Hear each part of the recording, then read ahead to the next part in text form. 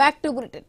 తెలంగాణ కాంగ్రెస్ లో మంత్రి సీనియర్ నేతల సస్పెన్షన్ వివాదం ఎట్టకేలకు ఏఐసీసీ కేంద్ర కార్యాలయానికి చేరుకోవడంతో రాష్ట్ర రాజకీయాలు తీవ్ర స్థాయికి చేరాయి. తెలంగాణ డిప్యూటీ సీఎం మల్లు భట్టి విక్రమార్క బుధవారం రాత్రి బెంగళూరులోని ఏఐసీసీ అధ్యక్షుడు మల్లికార్జున ఖర్గే నివాసంలో ఆయనతో ప్రత్యేకంగా సమావేశమయ్యారు. సుమారుగా 40 నిమిషాల పాటు సాగిన ఈ భేటీ కాంగ్రెస్ వర్గాల్లో తీవ్ర కలకలం రేపుతోంది. మంత్రి Konda Surekha, planning board vice chairman Chinnareddy వ్యవహారంలో టీపీసీసీ క్రమశిక్షణ కమిటీ సిద్ధం చేసిన సమగ్ర నివేదికను మల్లికార్జున ఖర్గే ఈ భేటీలో ప్రత్యక్షంగా పరిశీలించినట్లుగా తెలుస్తోంది. అదేవిధంగా నివేదికలోని అంశాలు, నేతల ప్రవర్తనపై ఆయన భట్టి విక్రమార్కను అడిగి తెలుసుకున్నారు. రాష్ట్రంలో తాజా రాజకీయ పరిణామాలు, ప్రభుత్వ ప్రతిష్ట దెబ్బతినకుండా తీసుకోవాల్సిన చర్యలు, పార్టీలో క్రమశిక్షణ రాహిత్యంపై అధిష్టానం వ్యవహరించాల్సిన శైలిపై ఇద్దరి మధ్య 40 నిమిషాల పాటు చర్చలు సాగాయి. అయితే ఈ ఇద్దరు నేతల భేటీ వేళ పార్టీ లక్ష్మణ రేఖ దాటిన నేతలపై ఏఐసీసీ కఠినమైన చర్యలు తీసుకునే అవకాశాలు కనిపిస్తూ ఉన్నాయి. కొండా సురేఖ, చిన్నారెడ్డిలపై ఎలాంటి నిర్ణయం తీసుకోనున్నారనే అంశంపై అధిష్టానం మరికొన్ని గంటల్లోనే కూడా అధికారిక ప్రకటన విడుదల చేసే అవకాశం కనిపిస్తుంది. సుదీర్ఘంగా కూడా 40 నిమిషాల పాటు మల్లి భట్టి విక్రమార్క అలాగే మల్లికార్జున ఖర్గే మధ్య 40 నిమిషాల పాటు ఈ భేటీ జరిగింది. ఈ భేటీలో ఎలాంటి అంశాలు ప్రస్తావించారు, అసలు ఎలాంటి నేతల గురించి కూడా ఏవైనా అడిగి తెలుసుకున్నారు. రైట్, మరిన్ని పూర్తి అప్డేట్స్ జూమ్ లో తెలంగాణ బ్యూరో చీఫ్ కిరణ్ మనకి అందుబాటులో ఉన్నారు. కిరణ్, ఎట్లా సాగింది ఈ భేటీలో? ఏవైనా ఇవాళ రేపుగా కూడా నిర్ణయం తీసుకునే అవకాశం కనిపిస్తోందా కిరణ్? ఇప్పుడు మంత్రి కొండా సురేఖ, సీనియర్ నాయకులు చిన్నారెడ్డి పై చర్యల అంశం ఇప్పుడు తుది దశకు చేరినట్టు కూడా మనకు స్పష్టంగా తెలుస్తోంది. ఇప్పటికే వారిద్దరిపై చర్యల విషయంలో కూడా క్రమశిక్షణ కమిటీ ఒక నివేదికను తయారు చేసింది. ఆ నివేదిక ఇప్పుడు ఏఐసీసీకి చేరింది. అంటే బంతి ఇప్పుడు హైకమాండ్ కోర్టులో ఉన్నట్టు కూడా మనకు స్పష్టంగా తెలుస్తా ఉంది. అయితే కొండా సురేఖ సంబంధించి అంటే ఆమె కూతురు సుస్మిత కొన్ని చాలా కీలకమైన వ్యాఖ్యలు అయితే చేశారు. ముఖ్యమంత్రి అయితే ఆయనకి ఏమన్నా కళ్ళు నెత్తికెక్కాయంటూ కూడా ఆ కీలకమైన వ్యాఖ్యలు అయితే చేసినటువంటి ఆ నేపథ్యంలో ఈ క్రమశిక్షణ కమిటీ ఈ అంశాన్ని కూడా చాలా సీరియస్ గా తీసుకుంది. ఇక చిన్నారెడ్డి కొన్ని కీలకమైన వ్యాఖ్యలు చేశారు. కాంగ్రెస్ పార్టీలో టికెట్లు అమ్ముకుంటున్నారనేటువంటి ఒక సంచలనమైన వ్యాఖ్యలు చేసినటువంటి నేపథ్యంలో ఆ వ్యాఖ్యలు కూడా అధిష్టానం సీరియస్ గా తీసుకుంది. ఆయన ఎక్కడ మాట్లాడారు, ఏ సందర్భంలో మాట్లాడారు, ఇటువంటి సమావేశంలో ఆయన ఆ వ్యాఖ్యలు చేశారు అనేటువంటి అంశం సంబంధించి మొత్తం కూడా క్రమశిక్షణ కమిటీ వీడియో ఆధారాలతో సహా కూడా ఏఐసీసీకి పంపిన పరిస్థితి అయితే ఉంది. అంటే ఇప్పుడు ఏఐసీసీ ఆదేశాల మేరకు క్రమశిక్షణ కమిటీ వారిద్దరిపై చర్యలు తీసుకునేటువంటి అవకాశాలు అయితే ఉన్నాయని చెప్పొచ్చు. ఇక ముఖ్యంగా కొండా సురేఖ సంబంధించి అంటే ఆమె మంత్రి పదవిలో ఉన్నారు కాబట్టి ఒక మంత్రి పదవి బర్తరఫ్ చేయాలంటే ఖచ్చితంగా ఏఐసీసీ ఇన్వాల్వ్ కావాల్సి ఉంటుంది. మరి నిజంగా మంత్రి పదవికి సంబంధించి బర్తరఫ్ చేస్తారా, లేదు చేస్తే ఆమె ప్లేస్ లో అదే సామాజిక వర్గం సంబంధించి మరొకరికి ఛాన్స్ ఇస్తారా అనేది కూడా కొంత చర్చనీయాంశంగా మారినటువంటి పరిస్థితులు అయితే ఉన్నాయని చెప్పొచ్చు. ముఖ్యంగా కొండా సురేఖ అంశం సంబంధించి అంటే చర్యలకు అంశం సంబంధించి 32 పేజీలతో ఒక క్రమశిక్షణ కమిటీ నివేదిక తయారు చేసినట్టుగా తెలుస్తోంది. ఆ నివేదికలో చాలా కీలకమైనటువంటి అంశాలు పొందుపరిచినట్టు కూడా మనకు సమాచారం అంతా ఉంది. అంటే కేవలం కొండా సుస్మిత వ్యాఖ్యలు అంటే వివాదాస్పద వ్యాఖ్యలకు సంబంధించే కాదు, కొండా సురేఖ మాజీ ఓఎస్డీ సుమంత్ ఎవరైతే ఉన్నారో ఆయనకు సంబంధించినటువంటి నివేదిక చాలా కీలకంగా మారినట్టుగా తెలుస్తా ఉంది. ఎందుకంటే గతంలో తెలంగాణ రాష్ట్ర వ్యాప్తంగా సంచలనం సృష్టించినటువంటి డెక్కన్ సిమెంట్స్ వ్యాపారానికి సంబంధించిన బెదిరింపుల అంశం కూడా ఆ 32 పేజీల నివేదికలు పేర్కొన్నట్టు కూడా తెలుస్తోంది. అప్పట్లో ఒక బడా వ్యాపారిని వెపన్ పెట్టి పాయింట్ బ్లాక్ లో వెపన్ పెట్టి బెదిరించడం, అప్పుడు ఆ తర్వాత మంత్రి ఉత్తమ్ కుమార్ రెడ్డి అధిష్టానానికి ఫిర్యాదు చేయడం అనే అంశం దగ్గర నుంచి తాజాగా హైదరాబాద్ జూబ్లీహిల్స్ లో ఒక వ్యాపారిని 10 కోట్ల రూపాయలు డిమాండ్ చేశారనేటువంటి అంశం వరకు కూడా పూర్తిగా పిన్ టు పిన్ ఏ రోజు ఏ తేదీ రోజు ఏ వ్యాపారిని బెదిరించారు, ఎన్ని కోట్లు డిమాండ్ చేశారు అనేటువంటి అంశాలకు సంబంధించి పూర్తి నివేదికను తయారు చేసినట్టుగా తెలుస్తోంది. దీంతో పాటు ఆమె ఆ సొంత సెగ్మెంట్ కి సంబంధించి కూడా కొంతమంది కాంట్రాక్టర్లను బెదిరించేటువంటి అంశాలకు సంబంధించి పూర్తిగా ఒక నివేదికను తయారు చేసి కూడా హైకమాండ్ కు ఇచ్చినట్టుగా తెలుస్తోంది. దీంతో ఇప్పుడు ఏఐసీసీ చర్యలకు సంబంధించి కూడా ఆ 32 పేజీల నివేదికకు సంబంధించి కూడా ఎటువంటి చర్యలు తీసుకుంటుంది అనేది కూడా ఒక సస్పెన్స్ గా మారింది. మరోవైపు కొండా సురేఖ సంబంధించి కావచ్చు, చిన్నారెడ్డి వ్యవహారానికి సంబంధించి వీళ్ళ చర్యలకు సంబంధించి ఇప్పుడు అధిష్టానానికి ఒక పెద్ద సవాల్గా మారిందని కూడా మనకు స్పష్టంగా తెలుస్తా ఉంది. ఎందుకంటే వీరిద్దరు సీనియర్ నాయకులు కాబట్టి ఒకవేళ వీరిపై చర్యలు తీసుకుంటే గనక మరింత వాళ్ళు ఇంకా రెచ్చిపోయేటువంటి అవకాశాలు ఉన్నాయి. ఇప్పుడు ఒకవేళ చర్యలు తీసుకుంటే ఒక ఎత్తు, చర్యలు తీసుకోకుండా పార్టీ డ్యామేజ్ అయితే కొంత అవుతున్న పరిస్థితులు మాత్రం ఇప్పుడు ఆ అధిష్టానం పసిగట్టినట్టు కూడా తెలుస్తా ఉంది. అంటే ఒకవేళ కొండా సురేఖపై చర్యలు తీసుకున్నారంటే ఆ కొండా సుస్మిత కావచ్చు, కొండా సురేఖ ఇంకా మరింత రెచ్చిపోయేటువంటి అవకాశాలు ఉన్నాయని చెప్పొచ్చు. మరింకా సంచలనమైన ఆరోపణలు చేసేటువంటి అవకాశాలు ఉన్నాయని చెప్పొచ్చు. ఆమె ఇటీవల ఖర్గేతోని కలిసిన భేటీ అయినటువంటి క్రమంలో ముఖ్యమంత్రి రేవంత్ రెడ్డి సోదరులకు సంబంధించినటువంటి అవినీతి వ్యవహారాలను కూడా ఖర్గేకి వివరించినట్టుగా తెలుస్తోంది. ఒకవేళ ఆమెపై నిజంగా చర్యలు తీసుకుంటే కనుక ఇప్పుడు అటువంటి అంశాలు కూడా తెరపైకి వచ్చేటువంటి అవకాశాలు ఉన్నాయి. మరి కాంగ్రెస్ పార్టీ మరింత డ్యామేజ్ అయ్యేటువంటి అవకాశాలు కూడా ఉన్నాయని చెప్పొచ్చు. ఇక చిన్నారెడ్డి అంశం కూడా ఆయన చాలా సార్లు 7 సార్లు ఎమ్మెల్యేగా పోటీ చేసినటువంటి చిన్నారెడ్డి దాదాపు 30-40 ఏళ్ళుగా కూడా ఆయన కాంగ్రెస్ పార్టీలో ఉన్నారు.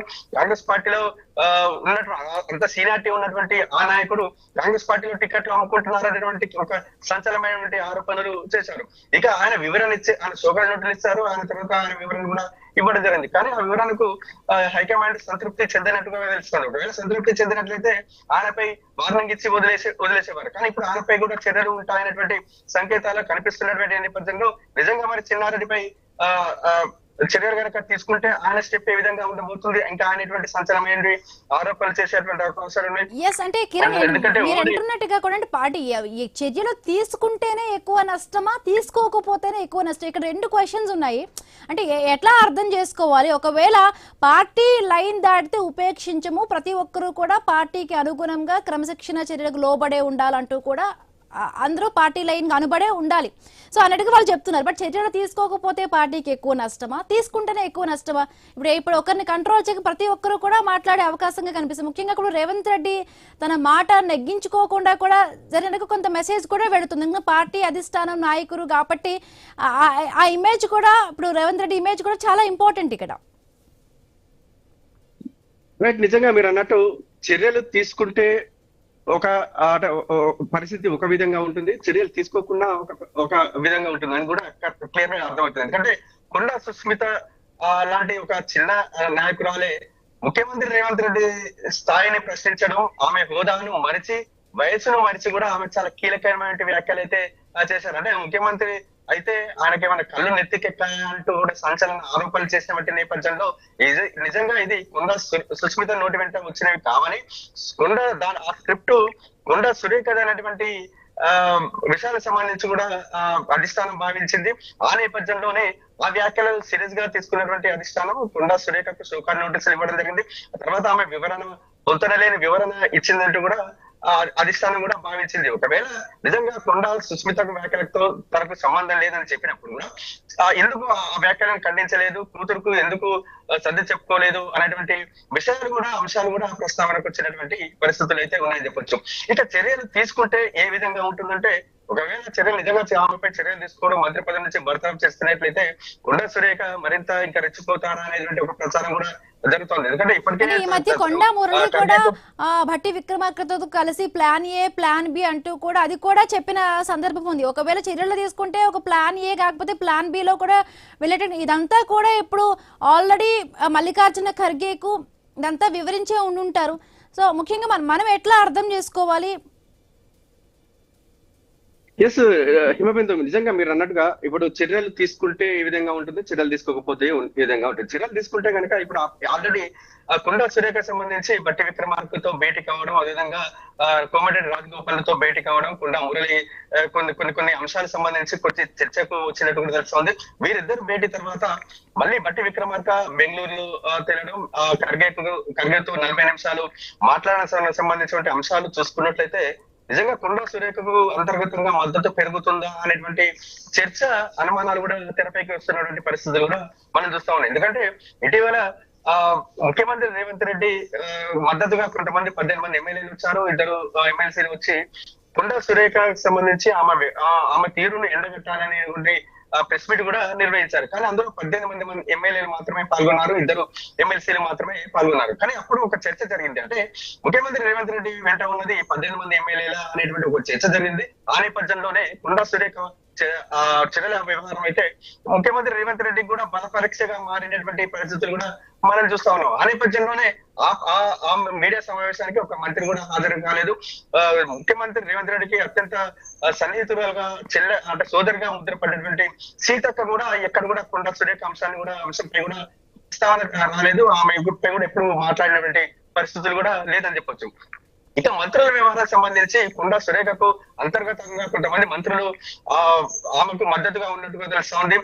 ఇటువంటి అంశాలు లేవనెత్తాలి, హైకమాండ్ దగ్గరికి ఇటువంటి అంశాలు తీసుకుపోవాలనేటువంటి ఒక విషయాలు కూడా చెప్పినట్టు కూడా తెలుస్తా ఉంది.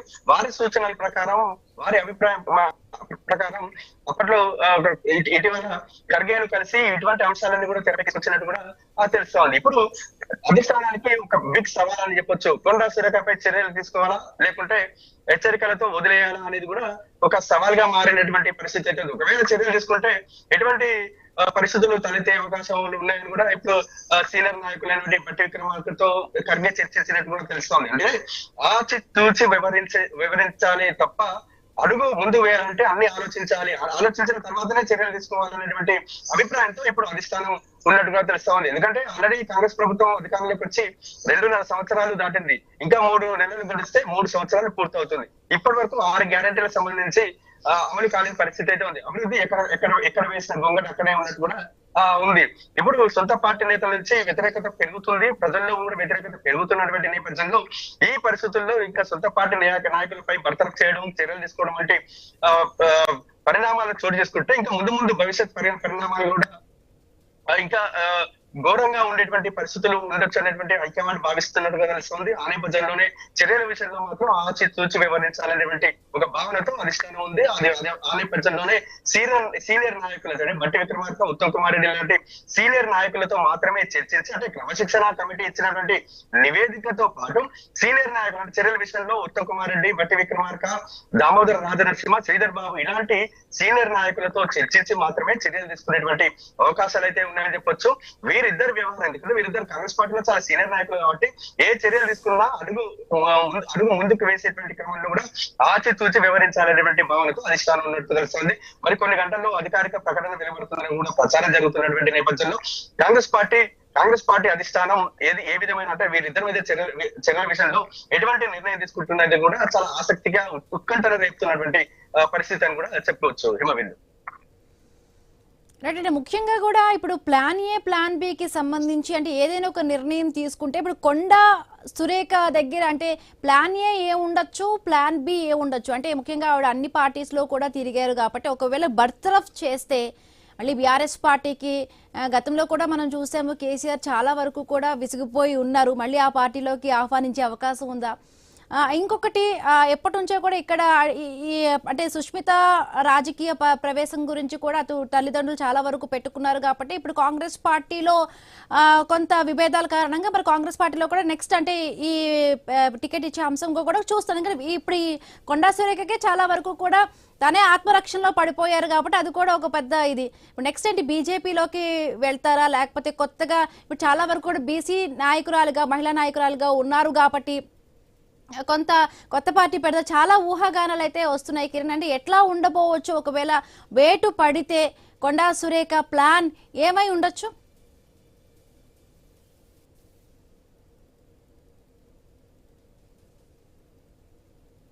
తదుపరి అడుగులు ఎటువైపు ఉంటాయనేది కూడా ఇప్పుడే చెప్పకపోయినప్పటికీ కూడా ఈ చర్యల అంశం మాత్రం ఇప్పుడు చాలా టాపిక్ గా మారుతున్నటువంటి పరిస్థితులు అయితే ఉన్నాయని చెప్పొచ్చు. ఎందుకంటే కోమటిరెడ్డి రాజగోపాల్ రెడ్డి లాంటి సీనియర్ నాయకులు చాలా సార్లు ప్రభుత్వ తీరును తప్పుపట్టారు. అదేవిధంగా ప్రభుత్వ అంటే పార్టీలో ముఖ్యమంత్రి రేవంత్ రెడ్డి నిర్ణయాన్ని కూడా చాలా సార్లు వ్యతిరేకించినటువంటి పరిస్థితులు అయితే ఉన్నాయని చెప్పొచ్చు. కానీ ఇప్పటి వరకు కూడా ఆయనపై ఎటువంటి షోకాజ్ నోటీసులు కానీ ఇప్పటి వరకు ఆయనపై చర్యలు తీసుకుంటామన్నటువంటి సంకేతాలు మాత్రం ఏమాత్రం లేవని చెప్పాలి. నిన్న కూడా ఒక మీడియా ప్రతినిధిని సంబంధించిన అంశాలను ప్రస్తావిస్తూ కూడా ఆయన వెనకాల ఎవరెవరు ఉన్నారో నాకు మొత్తం తెలుసని, ఇక్కడ ఏం జరుగుతుందో మొత్తం తెలిసినటువంటి అని కూడా మాట్లాడడం జరిగింది. అంటే ఏపీకి సంబంధించిన ముఖ్య నాయకుడు, ఇప్పుడు తెలంగాణ సంబంధించిన ముఖ్య నాయకుడు స్క్రిప్ట్ నే ఇక్కడ అవతల మీడియా ప్రతినిధి మీడియా అధినేత రాస్తున్నారనేటువంటి ఒక సంకేతాలతో కూడినటువంటి వ్యాఖ్యలు కూడా చేయడం జరిగింది. వీటన్నిటిని పరిశీలిస్తే నిజంగా రేవంత్ యాంటీ వర్గం ఏకమవుతుందా అంటే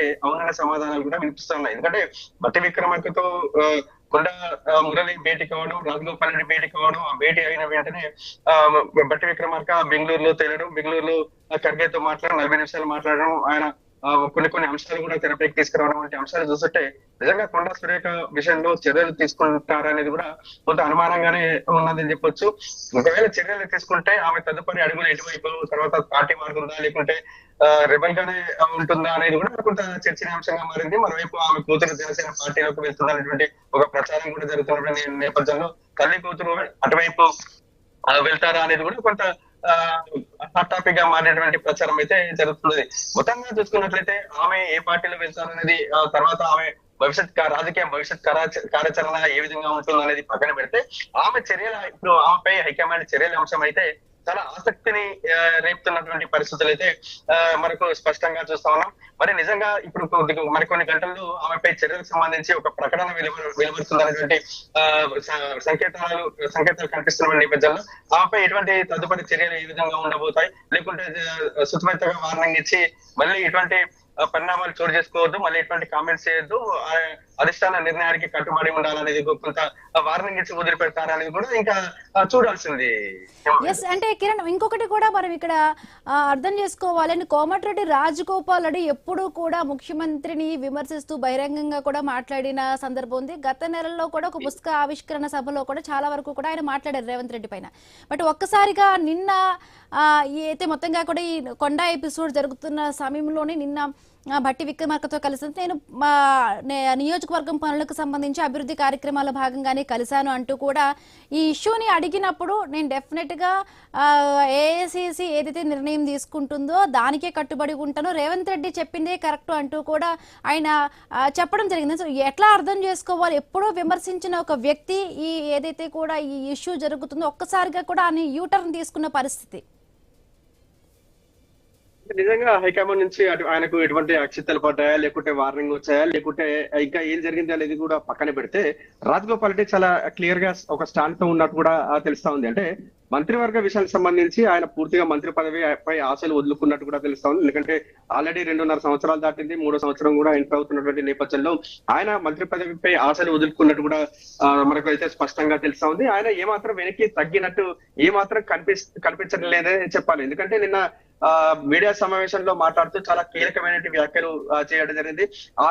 ఆయన వ్యాఖ్యల్లో కూడా ముఖ్యమంత్రి రేవంత్ రెడ్డిని టార్గెట్ చేస్తున్నట్టు కూడా మనకు స్పష్టంగా తెలుస్తా ఉంది. ఎందుకంటే కొద్ది రోజులుగా కొన్ని పరిణామాలను చూసుకున్నట్లయితే ఇక్కడ తెలంగాణలో రేవంత్ రెడ్డి ఏకఛత్రాధిపత్యం సాగించేందుకు కూడా ఒక ప్రధాన మీడియా పనిచేస్తుంది అనేటువంటి అంశాన్ని కూడా ఆయన తెరపైకి తీసుకొచ్చారు. కానీ ఆయన రాజగోపాల్ రెడ్డి చెప్పినటువంటి అంశాలు కూడా ఆలోచనలో పడిస్తున్నటువంటి పరిస్థితులు అయితే ఉన్నాయని చెప్పొచ్చు. ఎందుకంటే ఇటీవల కొంతమంది మంత్రులపై పనిగట్టుకొని ఒక ప్రచారం చేశామంటే సదరు మీడియాపై కూడా ఇప్పుడు రాజగోపాల్ రెడ్డి సంచలనమైన ఆరోపణలు చేశారు. ఆయన ఆరోపణలకు సంబంధించి ఆయన అభిప్రాయంతో కూడా చాలా మంది మంత్రులు ఏకీభవిస్తున్నటువంటి పరిస్థితులు కూడా మనం చూస్తా ఉన్నాం. ఆయన కొన్ని సంచలనమైన వ్యాఖ్యలకు సంబంధించి అన్ని ఆధారాలు అన్ని ఎవరెవరు ఎక్కడ పనిచేస్తున్నారు, ఎవరెవరి స్క్రిప్ట్ వెనుక ఎవరి హస్తం ఉందనేటువంటి, ఎవరి రాజకీయ ప్రయోజనాలు ఉన్నటువంటి చాలా కీలకమైన వ్యాఖ్యలు చేసినటువంటి నేపథ్యంలో ఇప్పుడు ఏం జరగబోతుంది, ముందు ఏం జరగబోతుంది అనేది కూడా కొంత చాలా ఆసక్తికరంగా మారేటువంటి పరిస్థితులు అయితే మనం చూసాం. అప్పట్లో తెలంగాణ ఉద్యమ సమయంలో కూడా ఇటువంటి వ్యాఖ్యలే బీఆర్ఎస్ నాయకుల నుంచి వినపడ్డాయి. ఇప్పుడు కాంగ్రెస్ పార్టీ సంబంధించిన నాయకులే ఇటువంటి కామెంట్స్ చేయడంపై మొదలు ఏంటనేటువంటి ఒక చర్చ కూడా సాగుతున్నటువంటి పరిస్థితులు కూడా మనం చూస్తా ఉన్నాం. కేవలం రేవంత్ రెడ్డి ముఖ్యమంత్రిగా ఉన్నటువంటి నేపథ్యంలో భవిష్యత్ రాజకీయాలకు సంబంధించి రేవంత్ కాంగ్రెస్ మాత్రమే ఇక్కడ ఉంటుంది, ఒరిజినల్ కాంగ్రెస్ పార్టీ సంబంధించిన నాయకులకు చోటు లేదు అనేటువంటి విధంగా కూడా రాజగోపాల్ రెడ్డి చాలా సందర్భాల్లో మాట్లాడారు. ఆ నేపథ్యంలోనే మంత్రులను డమ్మీలను చేస్తూ, మంత్రులు సంబంధించినటువంటి అసత్య ప్రచారం చేస్తూ రేవంత్ రెడ్డిని ఒక హీరోగా చూపిస్తూ జరిపేటువంటి కుట్ర జరుగుతుందనేటువంటి ఒక అంశాన్ని కూడా రాజగోపాల్ రెడ్డి తెరపైకి తీసుకొచ్చారు. కానీ ఈ అంశాలకు సంబంధించి ఎక్కడ కూడా రేవంత్ రెడ్డి విషయంలో కోమటిరెడ్డి రాజగోపాల్ రెడ్డి వెనక్కి తగ్గడం లేదని కూడా మనకు స్పష్టంగా తెలుస్తోంది. మరోవైపు కొండా సురేఖకు సంబంధించి అంటే కొండా సురేఖకు సంబంధించి కావచ్చు, చిన్నారెడ్డి వ్యవహారం సంబంధించి కావచ్చు, వారికి అంతర్గతంగా మంత్రుల మద్దతు కూడా ఉన్నట్టు కూడా స్పష్టంగా తెలుస్తా ఉంది. ఒకవేళ చర్యలు తీసుకుంటే ఈ మంత్రులందరూ ఏకమవుతారా, ఏం జరగబోతుంది అనేది కూడా చూడాల్సి ఉంది. Right, thank you Kiran, thanks for the updates.